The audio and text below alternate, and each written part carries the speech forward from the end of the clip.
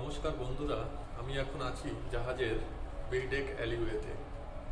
এই অ্যালিওয়ের এক সাইডে আপনারা দেখতে পাবেন কেবিন এবং অন্য সাইডে দেখতে পাবেন স্টোর।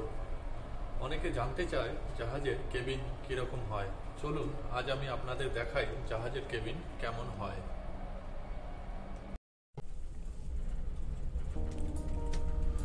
বন্ধুরা, প্রথমেই আপনারা দেখছেন দুটো কালার করা গার্বেজ বিন। রেড মানে হলো প্লাস্টিক ওয়েস্ট এবং ইয়েলো মানে হলো ডোমেস্টিক ওয়েস্ট। এই কেবিনে আপনারা এখন দেখতে পাচ্ছেন একটা বিছানা, একটা ছোট ফ্রিজ,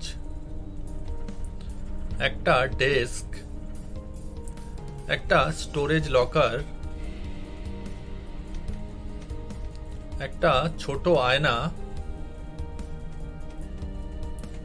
একটা সোফা এবং একটা ছোট ব্যক্তিগত বাথরুমও আছে।